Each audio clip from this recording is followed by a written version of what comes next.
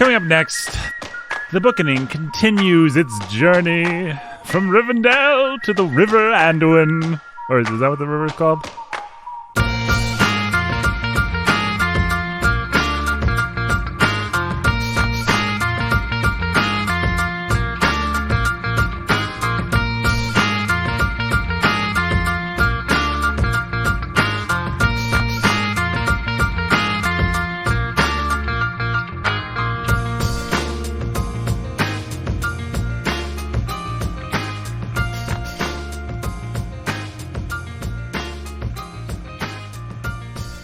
Hey, my name is Nathan Albertson. I'm your humble and obedient host. This is Brandon. Hey. He is the scholar who's a baller. That's Jake. That's is me. the pastor who's a master. Yep. And today, guys, we have the privilege of talking our way through the end of the book, Fellowship of the Ring. Yay. Dun, dun, dun, dun, Da-da, da-da, da-da, dun, dun. dun, dun, dun, dun. Da-da, da-da, da-da. Da-da-da-da-da-da-da-dum. All right.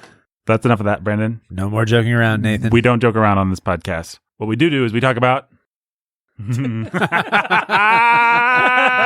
doo-doo. I fell into the trap. The classic conundrum. Chapter 3, The Ring Goes South. So what did you think about Chapter 3, The Ring Goes South, Jake? What? Well, remind me what happened in that chapter, Nathan, because it has been about 8 months since I read it to my kids. Well, Jake... And fun fact, none of us have our book in front of us.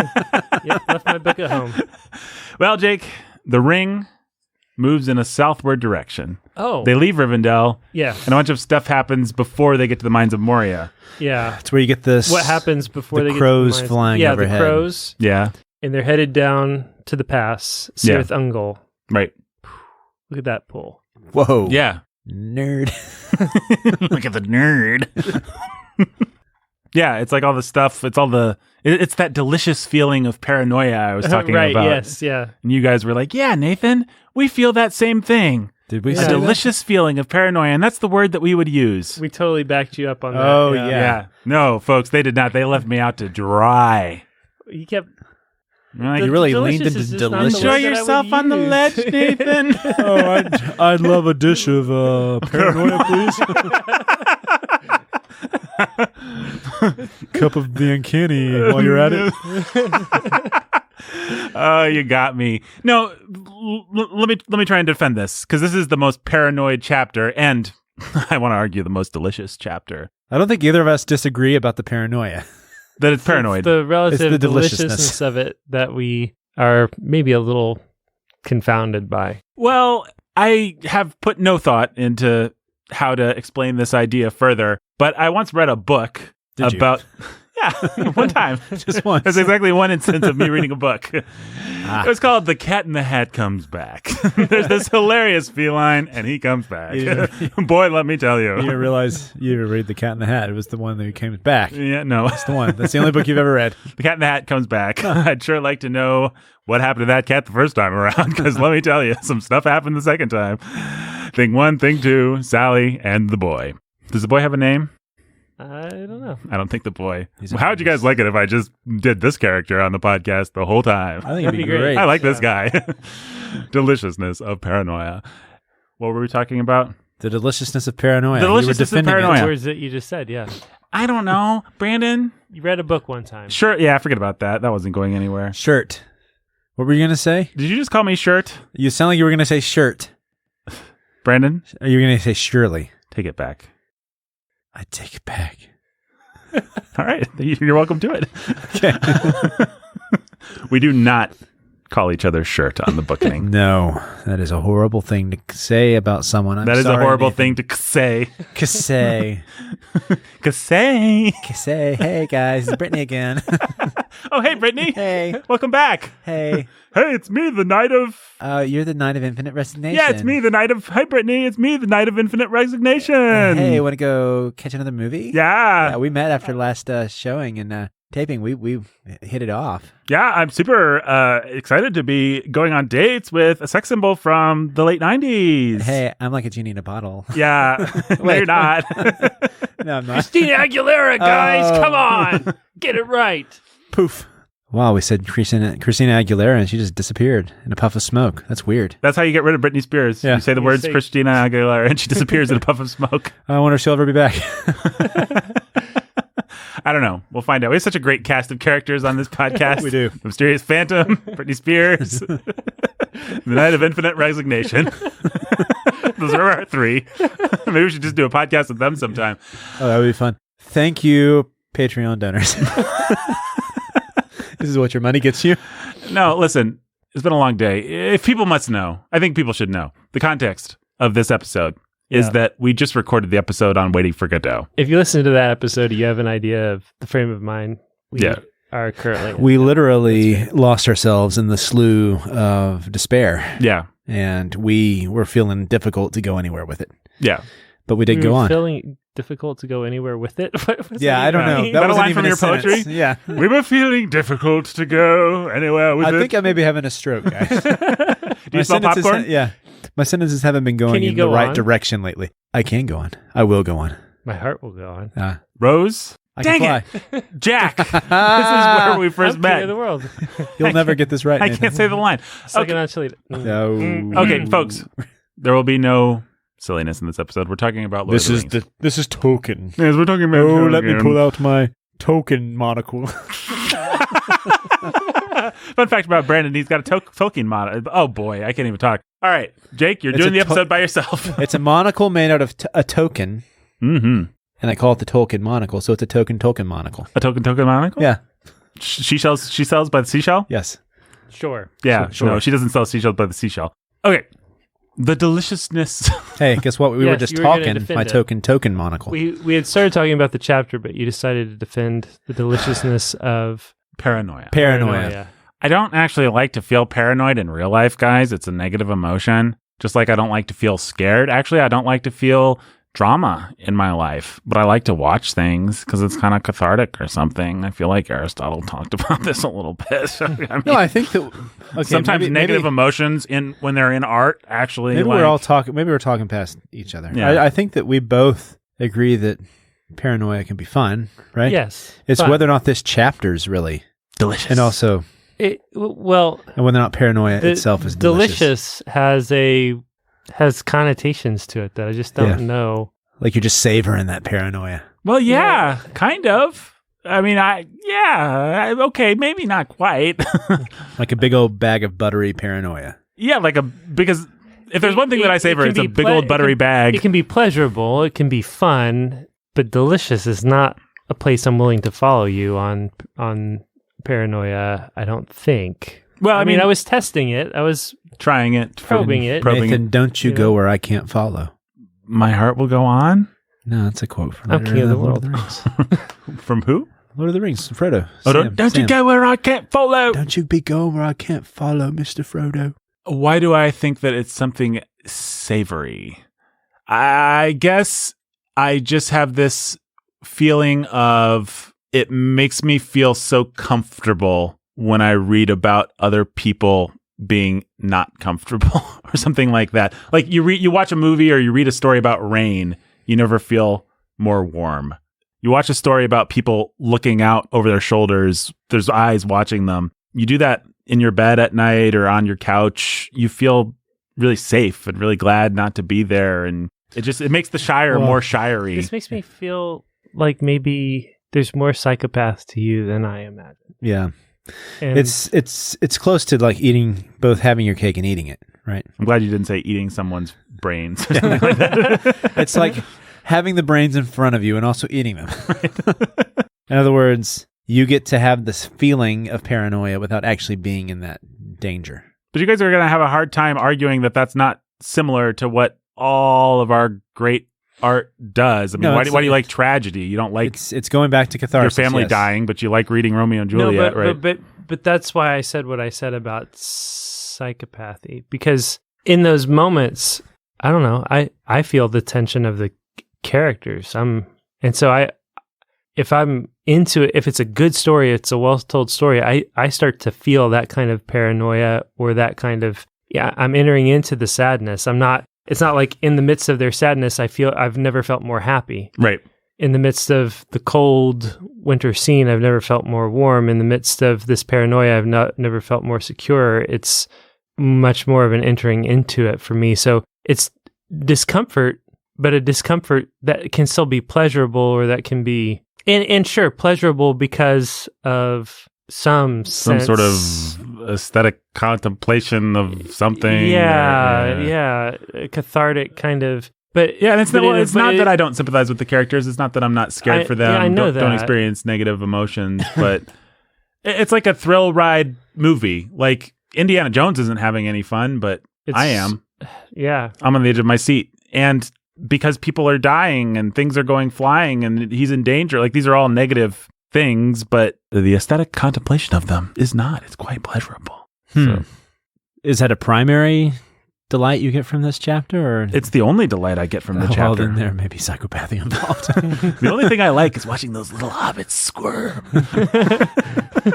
Because if this is a secondary aesthetic effect, I can be on board. But I'm with Jake here that primary joy I get out of it is through the perspective of the characters and what's happening. Yeah, I do too. I mean, I'm playing up the psychopathy for. So you're pointing out for fun that this is a unique feature of this chapter, is the paranoia. Well, I think what I realized in reading the book, and what I wanted to point out because I thought it was interesting, is that you don't think of Tolkien as dealing in paranoia the same way that, say, like a modern surveillance thriller, a Bourne movie or something does. But he actually does. He's really good at whatever suspense and that feeling of kind of being watched and of having to sneak around, spy things, subterfuge things. No, he's good at some things out there. He does that about as well as anybody. He's good at the secondary effects that help build the story. So even having the pattering of feet that you don't really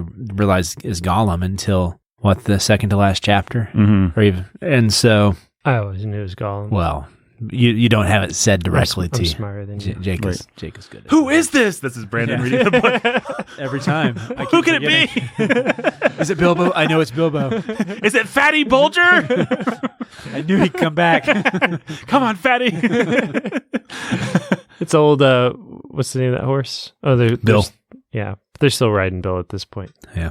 There's something kind of exciting about, I don't know, it's like going on a haunted hayride or something. There's something, you know that something's going to pop out, but you don't know from where. And Tolkien does that kind of delicious, I just used it non-ironically. He does that anticipation, that suspense. He builds suspense. No, he puts a bomb under the table, tells you the bomb is under the table, and then says, I'm not going to tell you when it's going to go off, and you just have to wait for it. About as well as anybody. Like he's a good suspense novelist. It's what I try to help my students understand about tone. I guess tone in literature and fiction and in poetry is the closest parallel we get to like taste with the culinary arts. It's just like you said, it's got a sort of a savor, sensory taste about it, and that's what tone is. It's flavor. The flavor. Yeah, thank you. Yeah, no problem. I knew there was a savory taste. What is that? Sensory taste. The sensory taste to this thing is good. I'm just now learning how to use language, people. Sorry. I am a robot. Brandon, do you know how to love? I don't know if I do, Nathan. We were with some friends recently. Do you dream of robotic sheep? I do. And they pointed out that often instead of laughing, I'll say, oh, that's funny. Oh, I do that all the time. My wife calls me on that. Yeah, and so it's kind of a robotic thing. Instead of laughing, I'll acknowledge that's funny. So anyways, that was funny. Especially if somebody makes a really good joke. I'm like, I appreciate that as humor.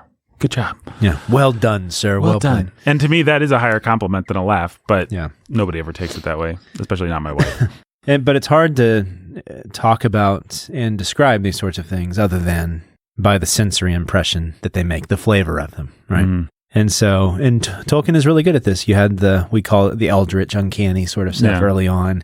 Here, the paranoia. And the Shire, it's just the flavor of homely, nostalgic peace that's there. And so, he is good at that. He's good at conjuring those things through his words and through his set pieces. So, I agree. I just don't agree that that's a primary. I'm not arguing that it's primary. It's a good ancillary thing. I think it's more important than, like, Tolkien doesn't get credit. Like, nobody's going to put Tolkien in the thriller section of their bookstore.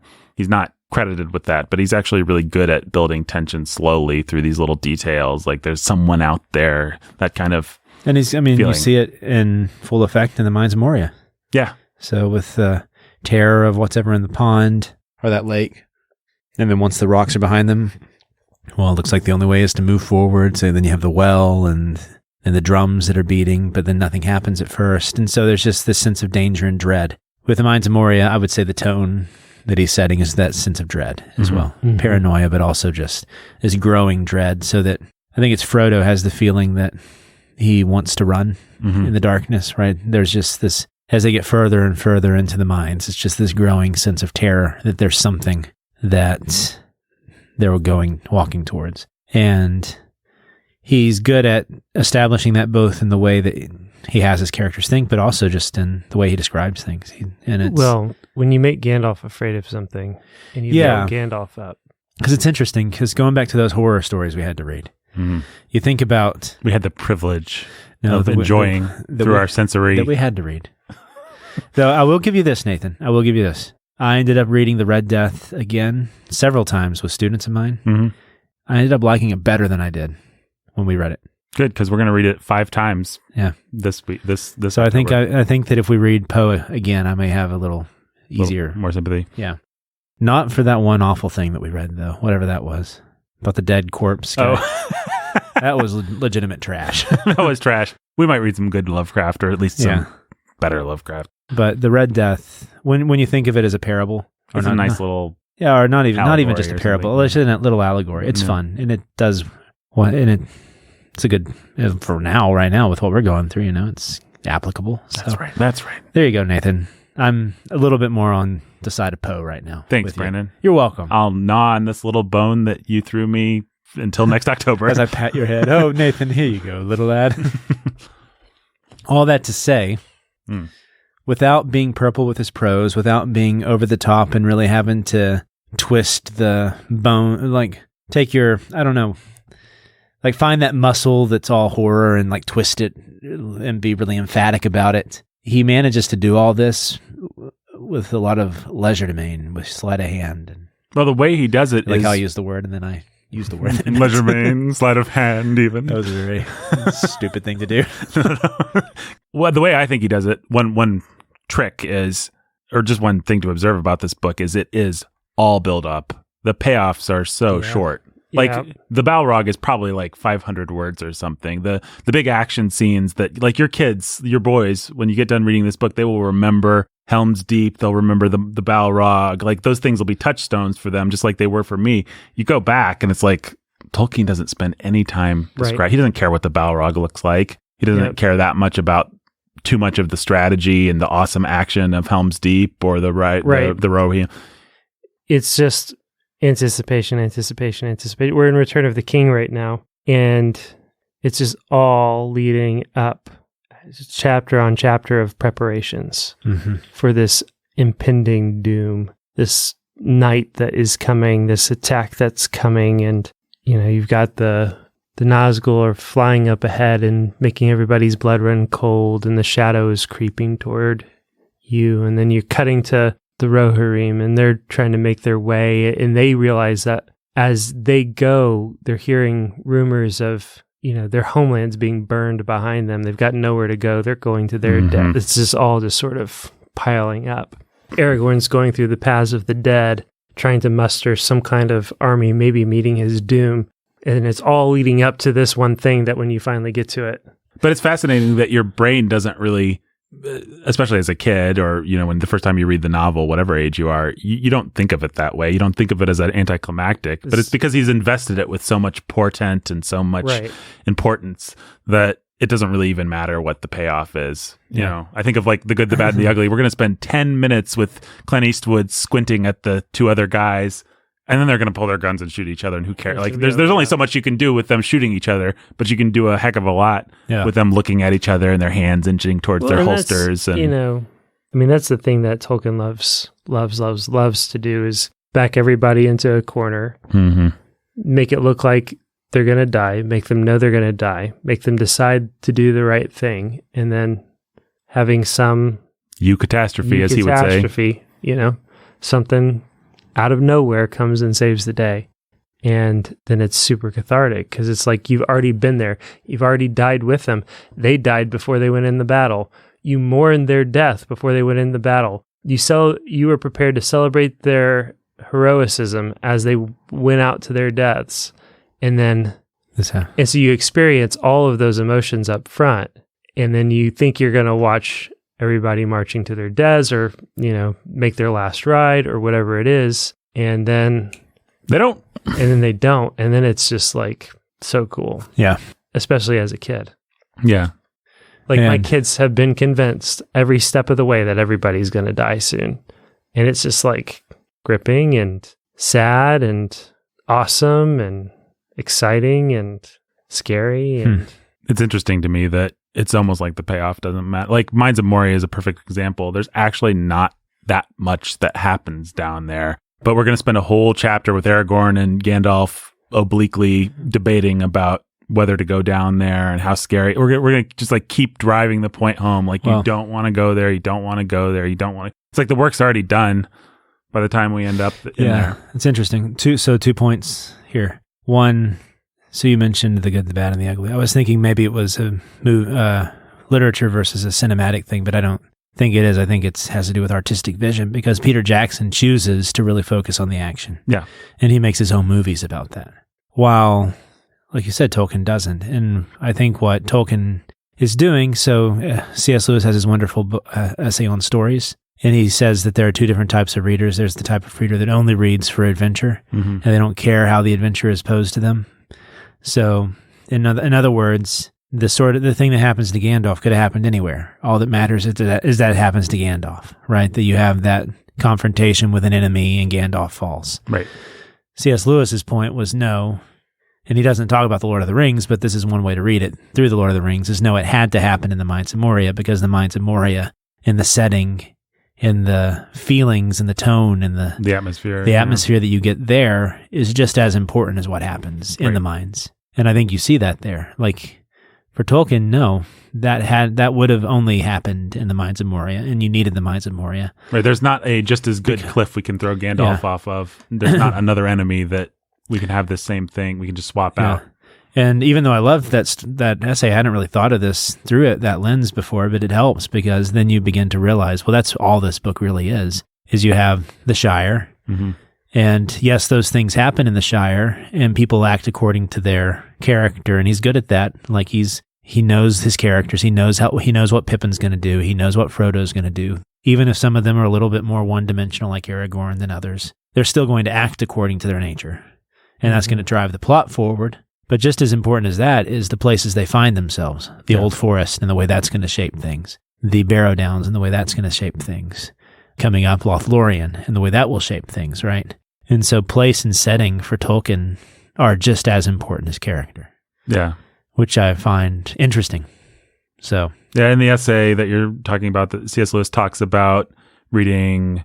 Well, 2 things. He talks about H. Rider Haggard, who wrote King Solomon's Mines, and there's kind of an Indiana Jones scene in that book where the heroes in the jungle get trapped in this, Indiana Jones type tomb, and they're just walled in. They don't know how they're going to get out. And C.S. Lewis says, I don't actually remember all these years later, now that I'm not a boy, how they got out of this trap, but I'll always remember the trap, that feeling of being stuck with these ancient corpses. And then the other example he gives is James Fenimore Cooper, a scene where an Indian with a hatchet is sneaking up on somebody. And C.S. Lewis had a friend that he was talking to, and he was describing how evocative this old world of savagery was to him with this guy sneaking up, and how if you put it in modern times and a serial killer was sneaking up or you swapped out, like it wouldn't have been as good. It would have been different. It was actually the atmosphere that he cared about. And his friend said, no, I just wanted the suspense as a mechanic.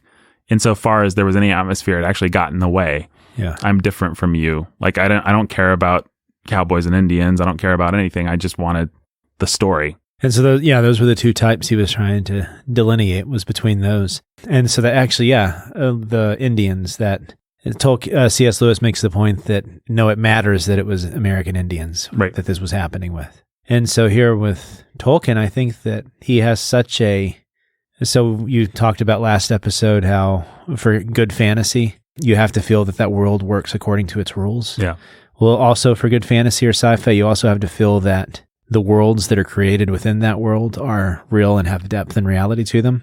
And so I think that the fact that this is a dwarvish cave really mattered to Tolkien, right? This was just as much about showing the old hints of the old world of the dwarves as it was to have anything happen with the story. Right. Right. They dug too deep. They dug too deep. That line alone is like... It's great. Yeah. And so you got to see like hints and echoes of this whole world and mythology that surrounds it. And it's just same stuff that happens in the Old Forest. You get early echoes of that and with Rivendell. And again, it'll be really emphasized with Lothlorien. Well, Jake, you're the famous cave hater. I guess we're talking about Moria now. Actually, I did want to make one other point to everything we were saying. There's an amazing amount of climaxes that I'd just forgotten. Like there's like showdowns with wargs and stuff in this section before we get to Moria that Peter Jackson didn't include, which is probably one of the reasons I forgot them. But B, it's just like those things actually don't matter as much as the tension and the characters and the environment. Anyway, now we're at Moria. Jake, how does this rate as far as claustrophobic? Number 1. This is number 1 with a bullet? Wait, what were you going to say? As far as claustrophobic cave stories. Oh, this is last place. Like it's the least claustrophobic? Or yeah. So what's number 1? I mean, I don't know. There are only a handful, I guess. Number 1 is probably some YouTube video about a guy dying, getting stuck in a cave or something, if you're me. Yeah, but stories of friends and actually going caving and getting stuck. 27 hours, whatever that movie was. Ugh, yeah, let's not talk about Did you that. see that? Yeah, all that stuff. No, Moria is the single best cave story I've ever read. It's great. Better than, which book was that? Silverchair. Yeah. Silverchair? Yeah, no, Silverchair is claustrophobic. To me, this is not claustrophobic. It's not the same. I don't know. It's probably because, it's honestly probably just because Peter Jackson made it completely cavernous. Cavernous and pretty well lit. Yeah, actually. Well lit, cavernous. Even if you're going through halls and tunnels, they're huge, and you're going downstairs in these vast caverns, and everything's big and open, actually, in the way that in both Tolkien Jackson and imagines the grandeur of the dwarvish kingdom, which feels... I don't feel like... I don't know. It's hard to it at the very least doesn't feel like Tolkien contradicts that reading Tolkien gives you a more claustrophobic feeling. No, I felt the same thing. Actually, I think that's one of the places where Jackson really does well. The little part where Gandalf says, Jackson says, we can risk a little light, and you see these big pillars and stuff. Yeah. Like Tolkien wants you to feel like there's this awesome kingdom here, and it's all lost and forgotten. And yeah, there are halls on halls on halls and hallways. And you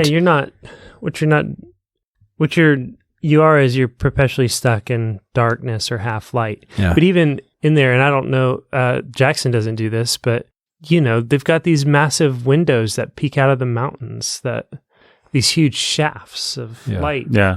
Jackson actually all the way out. does.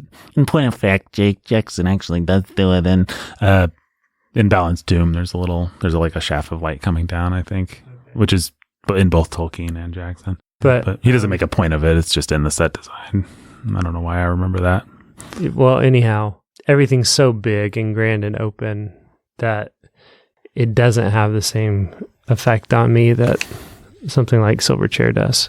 The one scene that kind of has that effect for me is the scene where Gandalf has to stop for like a day and a half to decide which direction to go. That's a pretty horrific dilemma to contemplate. Like, what if we went the wrong direction and we're just stuck in here forever? Yeah. And to stump Gandalf helps you realize how vast and cavernous these mines are. It's pretty cool to think that the way they enter is actually just the mine portion, and it's not until it opens up into the Great Road that you realize that's the dwarvish, that's where they would have dwelt. Right. So this was the first part that's dangerous, is where they're actually, it's like they're going through coal chutes and stuff like that.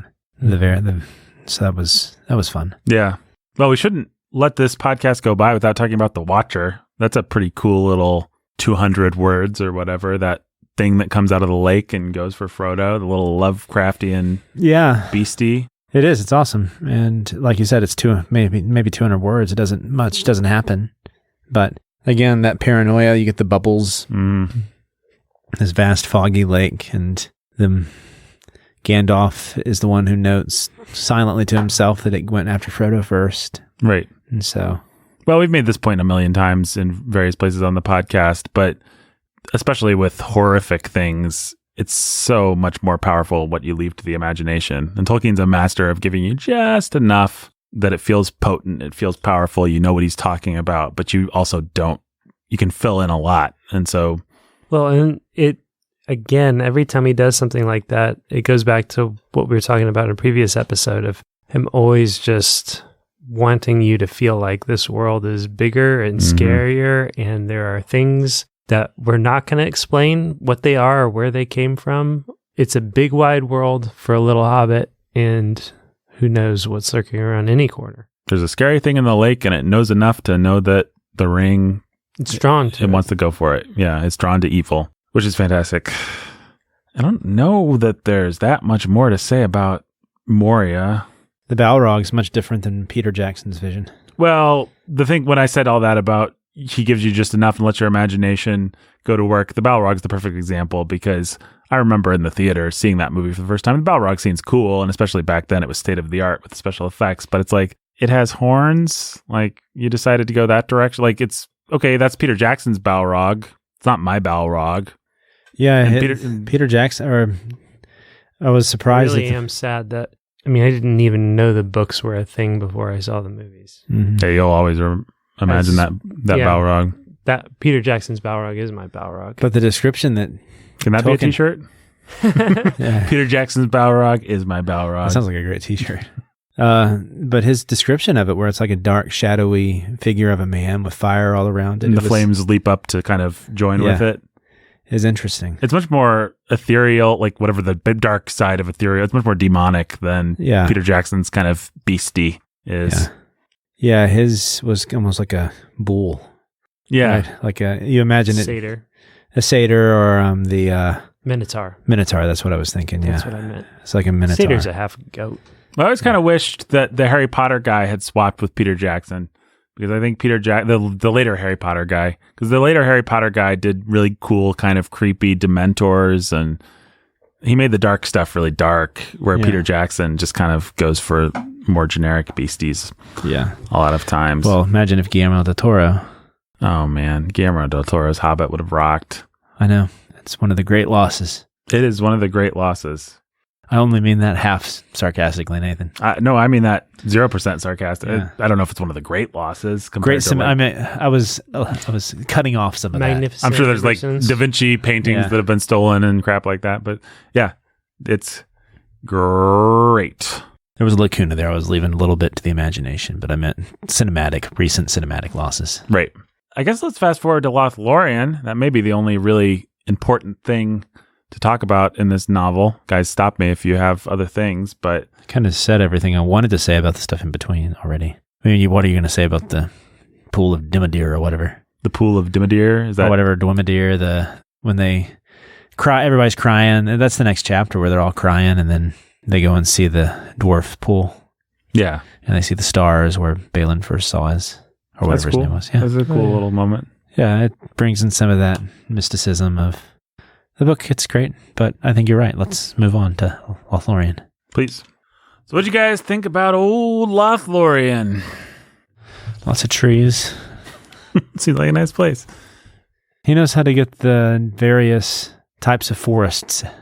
It's way more fun to me than what Jackson did with Lothlorien. Jackson's Lothlorien sucks. Yeah. Jackson has no sense of the Fae, if I may. Like, he doesn't... He's so concrete. He doesn't understand how to do abstraction. The only sense Jackson has of how to do like abstract kind of transcendental stuff is literally make things glow. Make things glow and make them go into slow motion, which is such a clunky way to show anything kind of angelic or divine. Like, we have Cate Blanchett. You can just tell her, hey, be angelic, be divine, be otherworldly, and she'll do it because she's Cate Blanchett. She can do anything. Glow. You can actually give that direction to her and she'll do it. She doesn't think, I've been trained on the stage. I can glow if you want me to, Peter. But instead, we're going to turn her blue for some reason. Here, Tolkien wrote dialogue. I'll be beautiful and terrible. All will love me in despair. That does the job for you. And instead of trusting that, we're going to make her into a photo negative and have her scream. quadruple her voice and Make it deep. Put effects on it. And oh, who love me and despair. I mean, that scene is so corny and terrible, but... And we're going to put everything in slow motion. They're going to be walking up the stairs on the tree in slow motion, and she's going to say, welcome, Frodo Baggins. What? With her eyes that we zoom in on. You have seen the eye, the eye, the eye. It's like, you can get that same sense really subtly, and it'll be way more powerful. I guess if you want to be Fae, you can't be Fae. You have to trigger Nathan's Fae-ness. Like, you have to leave something... Yeah, I know, folks. Whatever. You know what I meant. Trigger Nathan's Fae-ness. Trigger my Fae-ness. Another shirt. But Tolkien's like, I'm going to give you some hints, and I'm going to let you fill in those hints with your brain, and your brain knows what it finds angelic and Fae and interesting, and it'll do that. But, I mean, cinema's very limited in that. Just the same. It is. To be fair, it is. But I think there's more colors in the palette than Jackson chooses to paint with. Oh, yeah. I mean, there's like I was saying with Cate Blanchett, there's the flavor of actor. If you just trust your actors and give them some good dialogue, for example, you can do a lot. Yep. Maybe not everything. But, I mean, he has these great, I wrote down a couple things like, in Rivendell there was memory of many ancient things. Here they lived on. Frodo stood still, hearing far off great seas upon beaches that had long ago been washed away, and seabirds crying whose race had perished from the earth. Yeah. And you don't have to get that, like you said, by some metaphysical change of physical reality. You don't have to have everything glow or be slow motion or... Well, like that thing I just read, Tolkien's not going to describe a pterodactyl for me. He's just going to evoke my feelings of old creatures. Because it's interesting, yeah. It's not even that... There is a sense of wonder and splendor to the elves, but it's not that they aren't also made of stuff. Right. And the same sort of stuff that everyone else is made of. Yep. I found that interesting, especially like in Rivendell. I think we already talked about this, but you get the same sense in Lothlorien too, that it does feel otherworldly, but only in their ends and what they're directed towards, and not so much how they... It is how they appear, but it's because... of the direction, not so much because of the actual stuff. Does that make any sense? Yeah. And it's the elves would feel so much more like Tolkien's elves if you could imagine them becoming orcs. Yeah. Right? Like, orcs are corrupted elves. Yeah. And maybe the corruption came a long time past, but if you can imagine the descent from elf to orc. Well, I think it's a moral problem. Like, I don't think... Like, Tolkien can be very matter-of-fact about good because he believes in it. Whereas Peter Jackson has to kind of dress good up and put a hat on good because I don't think he really actually knows what good is. And so these creatures are better than us. Put it in slow motion. Maybe then people think that they're better. But Tolkien's just like, no, this is how somebody that's a little bit better than us would talk and act. It's not that much different. It's, how some of my professor friends probably talk and act. It's just... Yeah. I will say, though, again, I said this about Goldberry, and I'll say it about Galadriel. Tolkien does get awfully wonky and kind of Jackson-y even when it comes to his female characters. And I think Galadriel's the best. I mean, Galadriel's the most, at least. She's supposed to be that way. That's the whole conceit with her. But the woman as some kind of symbol for something, as some kind of transcendent earth goddess... Gonna inspire Gimli from now to the end of the... Yeah. To the end of the book, yeah. I would be very happy series, if Galadriel really. was the only character like that, and we didn't also have Goldberry, and we didn't also have Éowyn feeling a little bit that way. Arwen. Yeah.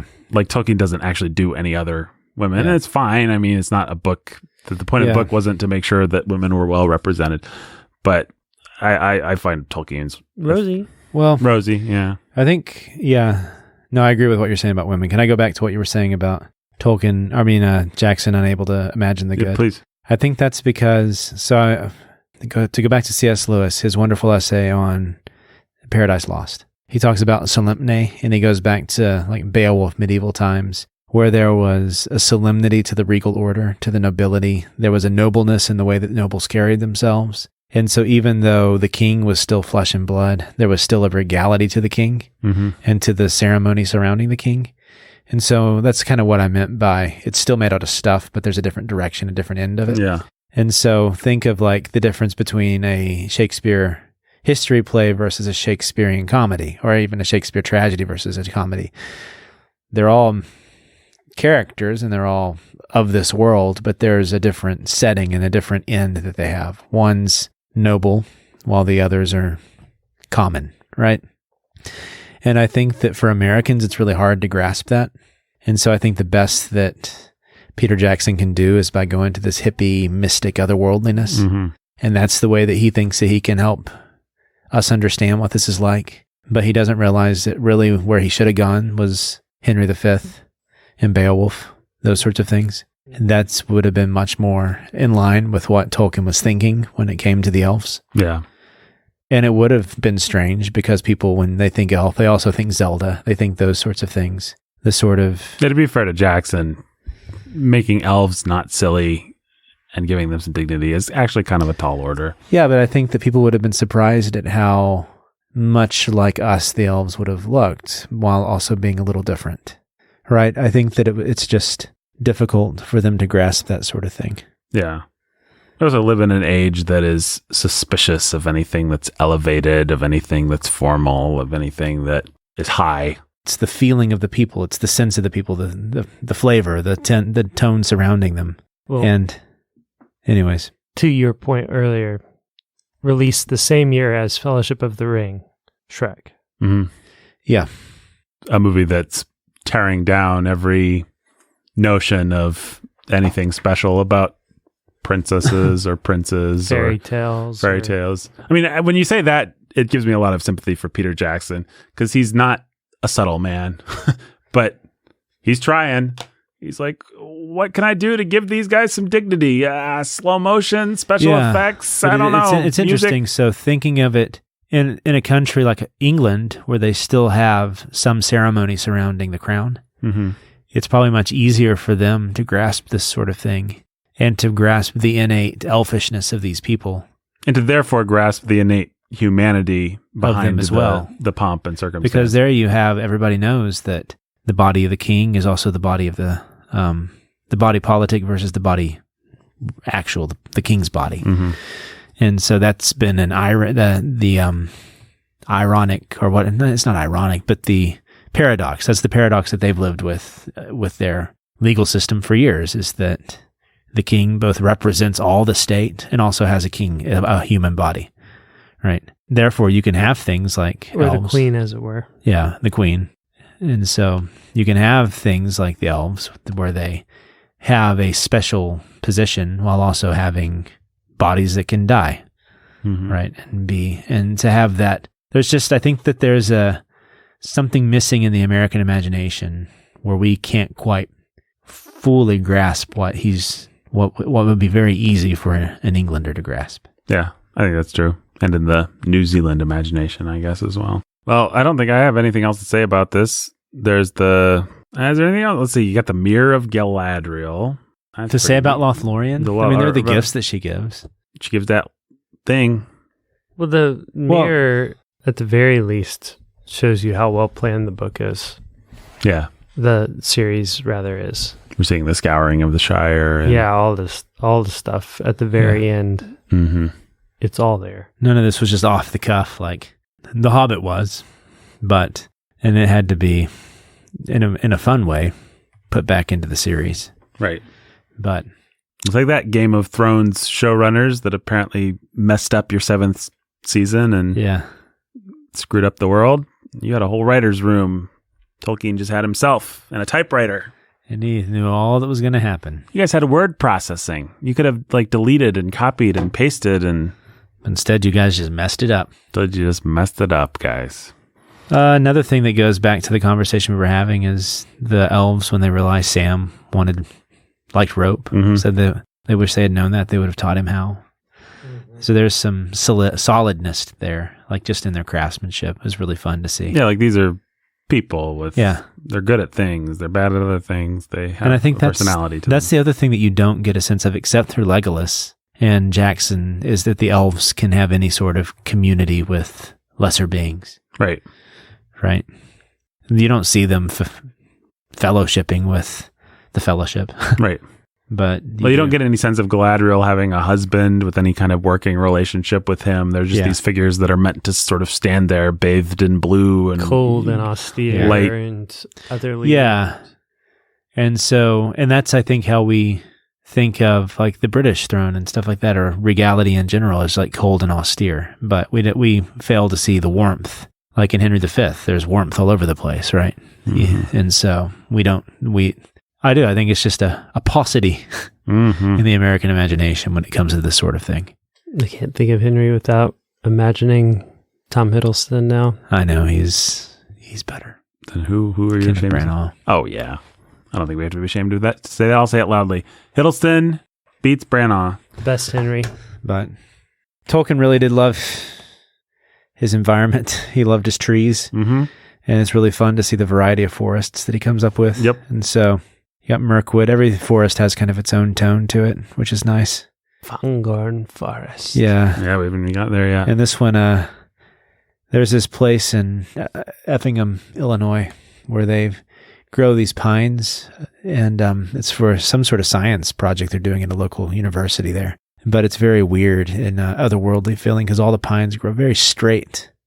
And so you're walking through this woods. Jeremy and I used to go here when we did an oil and gas project there. And then suddenly you come on this clearing, like hundreds of these pines that are in like this big, like maybe half a mile wide circle, just growing straight up in the middle of this wild Illinois forest, as wild as an Illinois forest can get. But still, it's got that sort of strange Kempness, but still otherworldliness that this forest has. And it's fun to see that sort of thing. So he's good at that sort of imagining of these silver trees with their yellow leaves and then the city and the trees. I mean, that is one place where his imagination did outrun Peter Jackson's, because there's no way Peter Jackson gave us that city. Oh, no, not at all.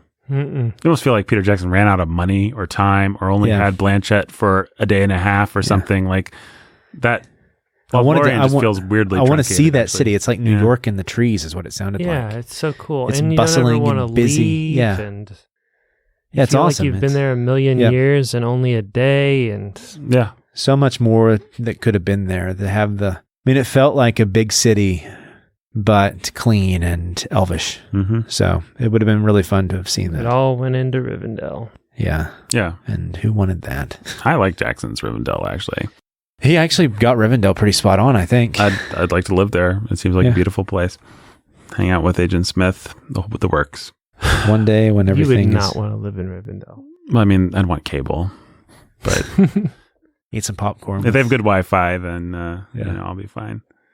I'm sad that there's not a lot of railings on balconies in Jackson's Middle Earth, so I always wonder how the elves don't fall over and die. Well, Sam was worried about the same thing when they had to sleep up in that tree. You make a fair point, Devil. So we got the Great River, we got the breaking of the Fellowship. I think we've already made that point ad nauseum that the movie actually... say it once again. The movie got it better. The movie got it better. I like Aragorn making the choice to send him off. I think that's nice. And I especially like Boromir being fleshed out and a little having bit some sympathy, sadder and more human, and having a redemptive arc with the whole "my captain, my king" thing. Well, that's maybe just goes to one of the strengths of like however many more years of cinematic storytelling, where every character gets three-dimensional treatment. Mm-hmm. Even characters like Aragorn and Boromir, and that's going to be to Jackson's weak detriment later on. Yeah, when Aragorn's too three-dimensional. Yeah, so three-dimensional that he becomes just like everybody else. Well, Tolkien's not interested, generally speaking, in gradations of personality. He gives each character one trait, and then Sam is loyal, and he can done be loyal again and again. I'm sure we've already made this point, but he's just going to keep being loyal and loyal and loyal and loyal, and then he's going to be loyal again. Sam starts out, it's bigger tests. Can you use your same skill set to pass an even bigger test next time? That's all that happens in this book. Maybe you could argue that Pippin and Merry grow a little bit. That's about it, though. Frodo doesn't change. Sam doesn't change. Yeah. Not really. Yeah. I mean, and that's not a criticism, by the way. That's just a description. They're changed. They are changed they get sadder and older and wiser, I guess. But it's not a Bildungsroman, it's not. Frodo had the qualities that allowed him to do the thing he did, and he kept those qualities. Yeah. And Sam did too, and Aragorn did too, and Boromir didn't have what it took, and boy did he ever. He paid the price. There's no version of this Boromir who's walking out alive, who's not making the choice. He's just the guy that was condemned to do that. Yeah. Which is fine. It works for the book, but I think the movie adds a couple nice grace notes for Boromir in particular. Well, yeah, you basically don't get to see any of his death with Boromir. You don't get to see him save the hobbits. Right. So it's nice that they extend that sort of stuff and even provide a couple scenes of foreshadowing there. And yeah, it's nice. Yeah, that's good. And I get the sense that Tolkien wouldn't have minded those changes. Yeah, who knows, but I don't know why he would. Yeah. I think he might have had a problem with almost everything else in those movies. Certainly Faramir and the second and third, yeah. Slapstick Merry and Pippin, maybe. Yeah, you get the I just wish that the more balanced interpretation he had for the Fellowship movie, that he had taken that to the Two Towers and the Return of the King. Well, where do you guys rank Fellowship the book as far as Lord of the Rings books goes? Is this... I don't think we can do that till we get to the end of this reading. That's fair. I think you're right. I rank it number 1 as far as chronology. Yeah. Well, there you go. I did too. I actually think it came last. Ah. Yeah. If you look it up, I think you'll see that he published Return of the King first and worked his way backwards. It was very avant-garde. So you know what? My students taught me something the other day. Yeah. I did not realize that Melville didn't write all of Billy Budd. Who else wrote Billy Budd? He died, apparently, and his wife tried to wrap it up with some of his notes and then hired a ghostwriter to kind of use those notes to finish up the last couple of chapters. How did your students know that? One of the students randomly just knew that because she had heard it, I think, from her dad or something. So it's fun. You find out these little details that you didn't know. There you go. Yeah. History is full of things. And stuff. Speaking of things and stuff, one thing that I like is patrons. And I like shouting them out. And I suggest that we do this right now. Let's do it. All right. Elf, orc, or hobbit. You can both weigh in. Okay. Or any other creature you choose. Robert and Rhonda the Lovebirds. Hobbits. Elves. Oh, you're right. Hobbits. And by the way, if you want to get a donor shout out, you go to patreon.com/thebookening. You sign up for at least $10 a month, and we will shout you out as we are doing now. The Artful Anthony Dodger. Orc. Ouch. Orc. Sorry, Ant. And I'm sorry that I called you Ant. That's not a good nickname for you. I guess he's an ant. Anth. Yeah, there you go. Tony. Little Anthony Cigar Store. Elf. A wizard. Zia Mortal Chelsea E. Orc. Jimmy Beam and Little Annie Oakley. They're humans, people. Humans, people. Okay. Lily of the Valley. Elf. Oh, Goldberry. Elf. Andrew Nestor the Life. I feel like this is going to insult all of our patrons. I feel like you set it up that way. There's no way to not make it that way. All right. Fine, they're all orcs. All right, yeah. Every one of you is orcs. I'm changing. I'm doing a Hail Mary or whatever you call it. Audible. Yeah, an audible. What football play do these people remind you of? The Keith Master. Hail Mary. Sweep. David's Mighty Men Trucking. Hail Mary. Twins right. John and Jill and Little Baby Max. Hail Mary. Jay and Katie, who are cold and love cheese, and also C.S. Lewis, including Till We Have Faces. Hail Mary. Oh boy. What penance that a priest gives you does this remind you of? Fairy Princess of Wonder and Happiness, Mother Breath. 17 Hail Marys. Consul Prime Adam. 13 Hail Marys. 4 Our Fathers. Jeremy the Dark-Hooded Lord of Death. He's Lord Sauron. Confession. What reformer does this person remind you of? Nathan, not me. Luther. Martin Luther. Oh, yeah. Maya! Martin Lloyd Booster. Jones. What Martin do the rest of these people remind you of? Ryan the Red Avenger and Judith of the Ladies of Justice. Martin Booster. Martin. Oh, what's that guy? What's the comedian? Martin. Steve Martin. Yeah. Danny the Dude. Martin Luther King Jr. DJ Sammy G. Marvin the Lloyd Martin. Jones. Benny and Danny Tiberius. Marvin the Martian. American Catherine from Beyond Window Breaks. Marty McFly. Professor and Lady X. Martin from like the 90s sitcom Martin. Lavender's green, Dylan, Dylan. Lavender's blue. Lavender's green, Dylan, Dylan. I love you too. Martin Lawrence. No Constrictor. Martin Sheen. Mara Cheap. Beep, cheap, Is there a cheap, Martin cheap. Sheen? Yeah, of course. Yep. He played President Bartlett. Yeah. Did someone say somebody from Martin or from Mara Cheap? We're running out of Martins here. You haven't said a Martin of a book we read. The Fair and Fragrant Maiden Chloe. A Martin of the book we literally read a book about it with the title being the name of a character named Martin Scorsese. True.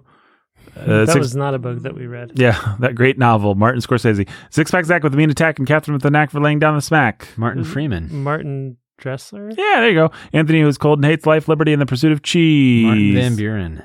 Jiu-Jitsu Jeffrey, the Texas Ranger. You got the internet now. Come on. Yeah, I do. Martin Short. That's the guy I was trying to remember. Oh, of course. Leopard Tank Thomas. Martin Landau. Rachel. Did you say Martin Freeman?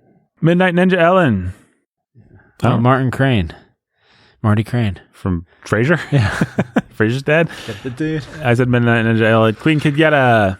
Martin Short? Brandon just said him, didn't he? Yeah, I did. But I said Martin Freeman then. Okay, Martin O'Malley. Who's Martin O'Malley? He is an American politician and attorney. The Martin O'Malley. Return of the Jedediah. Martin Heidegger. Heidegger, of course. Heidegger. Jay of Rack and Ruin. Ooh, Martin Brodeur. Who's Martin? Yeah, you want the top 5 writers of all time according to Ranker.com? Yeah, Brandon. Coming in at number 1. Oh, let's do from the 5.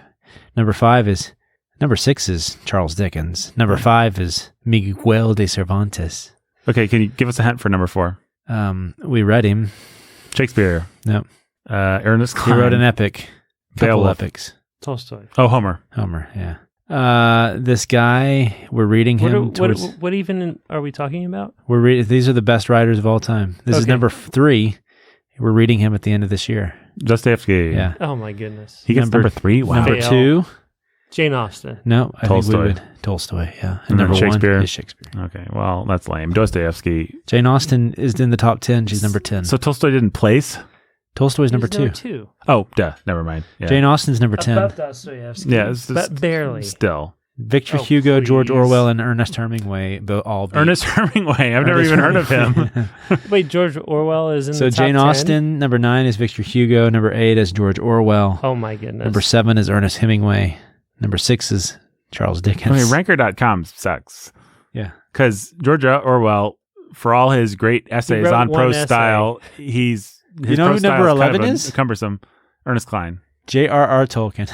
Yay! Okay, Timothy the Writer at Dawn. Frankenstein. These are just the most popular writers. That's all that is. Did I say Jay of Rack and Ruin? Eric and Kate, the Camp Champ Kings, who are warm and love bees. Banana. Nope, I need a Martin. Oh, man. Martin Lawrence. I've said Martin Lawrence like 3 times already. I need different Martins. I don't know anymore. I need more Martins. There aren't more Martins. The Birds, the Martin. How about Martin the Warrior from that Mouse series of books? Sure. I never read Redwall. Maddie. You knew the reference, though. Maddie, Matman. Martin Keown is a soccer player. Sweet Jamie Sunshine. Martin Buchan, another soccer player. Oh, boo. Tyler the Keeper of Eternal Darkness. Martin Amos. Martin Amos? Martin Amos. Jerk. Laura the Keeper of Eternal Light. Martin Starr. He's a comedian. I doubt it. Cold Steel Cody. Martin Gallinas. I think he's a hockey player, is what this says. You haven't heard of Martin Gallon Mimus? Jacqueline the Librarian Barbarian. Martin Compston, another footballer. John Bombadillo Bomb Diggity. Martin Chambers. And Captain Daniil, his mate. Martin Petrov. I feel like you guys could have dug deeper for some better Martins, but I'll let it go. All right. Bye.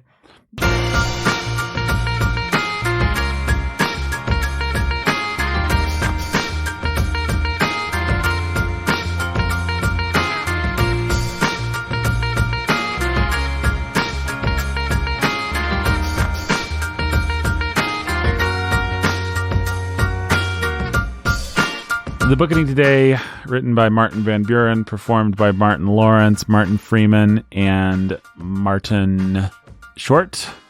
produced by Martin McFly, and directed by Martin Scorsese. Go to patreon.com/The Bookening.